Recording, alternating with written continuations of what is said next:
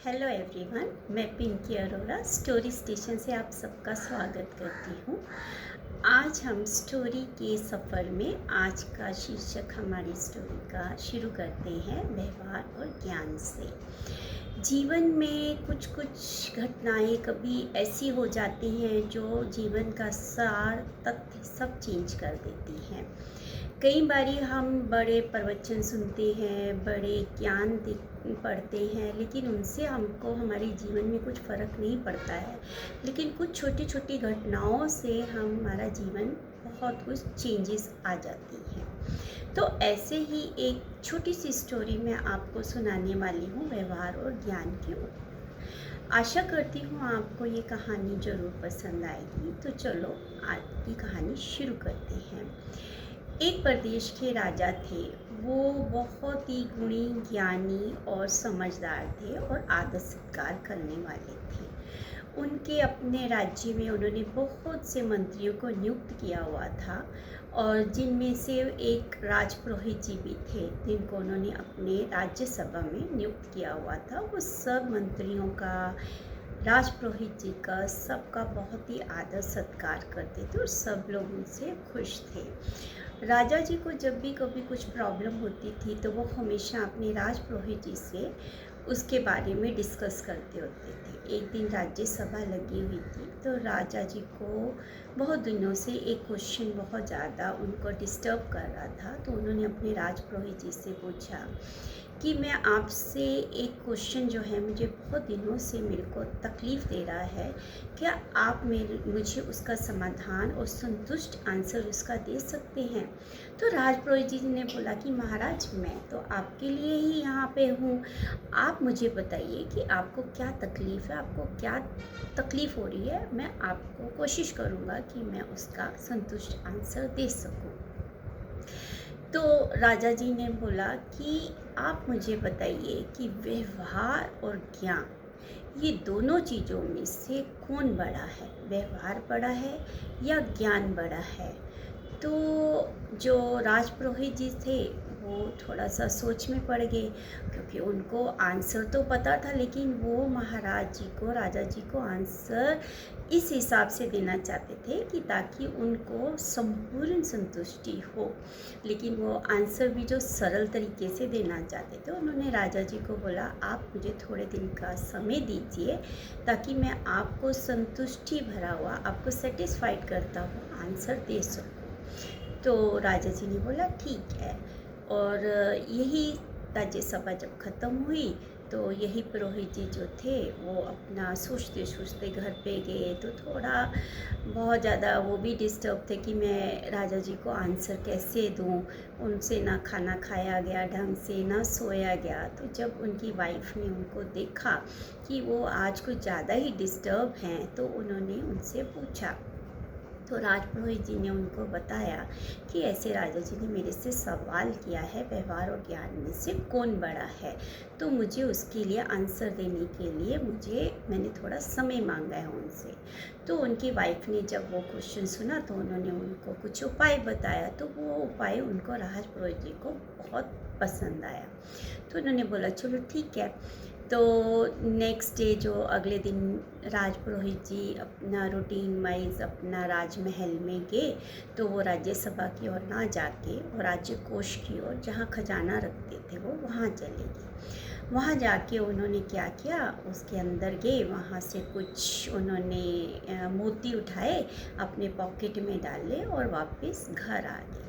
तो वो जो वहाँ का जो इंचार्ज था, जो ऑफिसर था, उसने जब राजपुरोहित जी को ये देखा कि उसने थोड़े मोती उठा के अपने पॉकेट में डाले हैं और वो वापस निकल गए बिना किसी से कुछ पूछे, तो उनको थोड़ा सा आश्चर्य हुआ कि, पर उनको ये भी लगा कि ये मेरा भ्रम तो नहीं है, क्योंकि इतना तो वो ये लोग नहीं करने वाले। राजपुरोहित जितने, क्योंकि आदरमान व्यक्ति थे, तो उन्होंने कुछ बोला नहीं, इग्नोर किया। नेक्स्ट डे फिर राजपुरोहित जी ने वैसा ही किया, राजमहल में ना जाके सीधा राजकोष की ओर गए।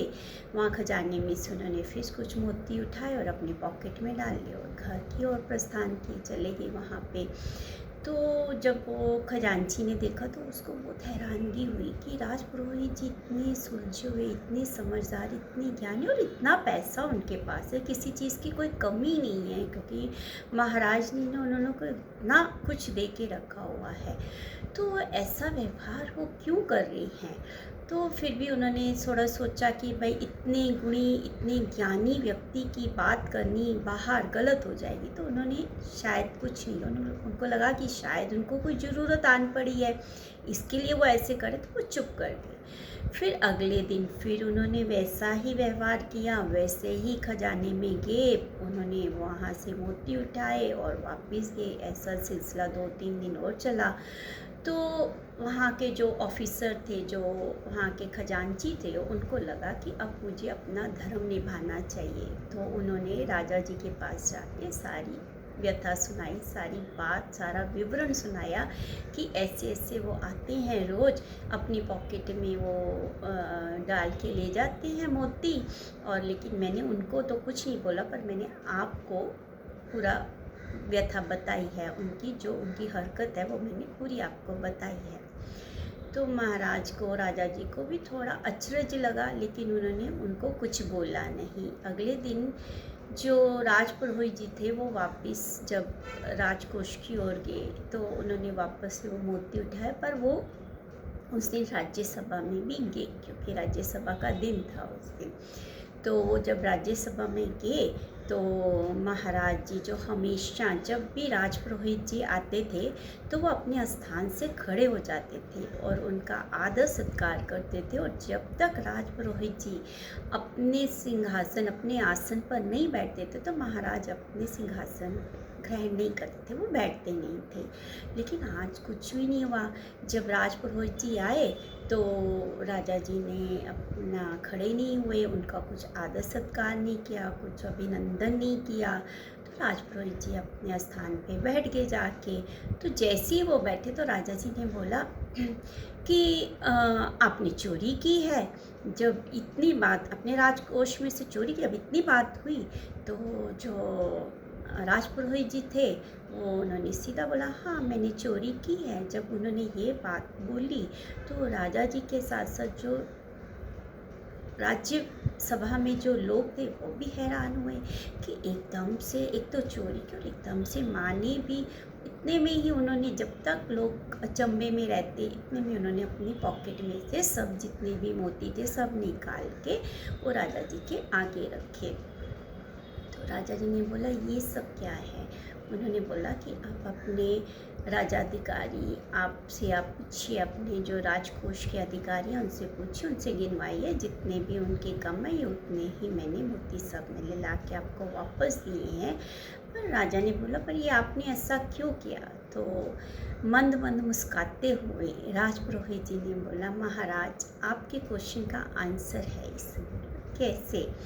उन्होंने बोला कि अब आप देखिए मैं वही राजपुरोहित हूँ, मेरे में उतना ही ज्ञान है जितना पहले था, जितना अब है।